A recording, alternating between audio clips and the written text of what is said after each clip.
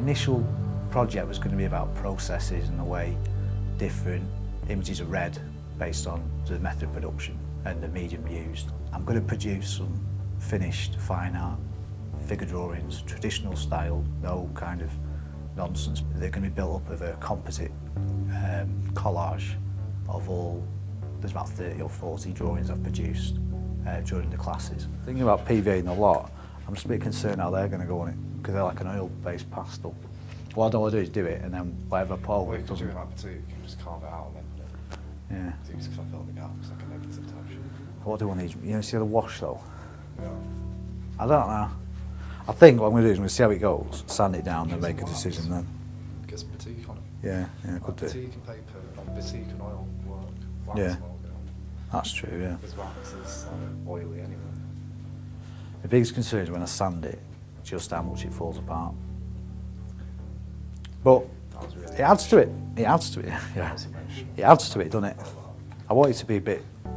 What I don't want is to be able to see it too much. I kind of want people to go, oh, there's sort of a hint of a head or a toe, Yeah. or, you know what I mean? That's it. You don't want to destroy it much. I want it to be like a You'll lose it ghostly all. remnant of what was there, not a. Like a traumatic memory. Yeah, I mean, when it comes through these ones here, I can't. You know, if you can just sort of see the profile of his face, but not really see anything else. It's good having people around sometimes anyway, you know, having other people producing things. It's validating your own ideas. You can go, what do you think of this? It's just, am I making sense here? Sort of thing. It's basically looking at what we put into art and then what we take away from it. Sometimes you'll exhibit something in the gallery and people just walk past it, or they give it a just sort of glance as they walk past even, and they don't stop to think this is you know, someone's almost bearing the soul to you, and you know what, actually stop and look at it, take it on board, see what it is. And also from an artist's point of view, this is what it takes to get to a good standard. You have to practice, you have to come in, you have to go the extra mile, and you have to mean it. And that's basically where I'm trying to go with this project at the moment, which at the moment currently involves ripping my work up, which is a bit soul destroying. Got some large figure drawings which are going to be life size, or making eye contact with you. Bit of a portfolio, about probably 30 drawings, something like that. And some of them have taken quite a few hours, some of them have been 20 minutes at the end of the live drawing session. But there's a lot of hours work gone into it. I mean, I'll be honest, I'm not emotionally attached to any of it, so it's not really bothered me from that point of view. It's just, I had a full wall at one point full of drawings, and there's nothing there now. When I came in this morning, I was the only one here at first, and a couple of people turned up, people have been in and out.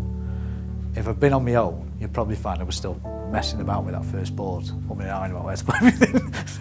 And I don't want to overthink it, I just want to get it on, get it done, and just wherever it looks right to me, that's where it goes. And I was thinking, have I got enough to cover these boards? Have I got enough images?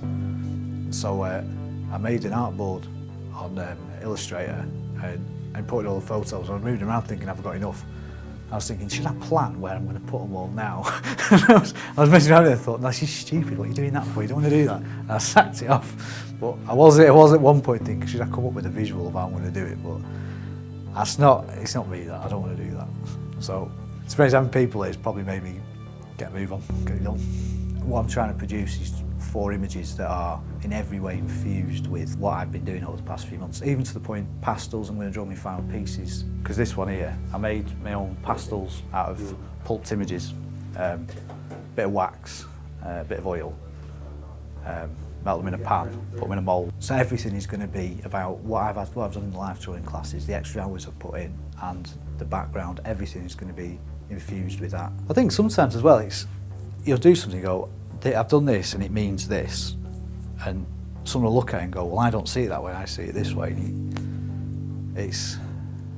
You might have done something by accident, it's something somebody else picks up on, and it can completely change the route of your project, which to me is a good thing. It's good to have that.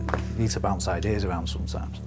When I'm going to draw an image, sometimes I'm forcing myself to do it. Probably the first time I went to a live drawing class, I really struggled. I think I was maybe a little bit, I was probably a bit too confident. I thought, oh, I'll be okay at this, and then I couldn't do it, and it really stressed me out. I hated every minute of it. But then I came out and thought, right, we've got to go again next week. It was like a challenge, but you know, just to myself really. And then as I've got into it, I'm getting to the stage where I don't want to go home.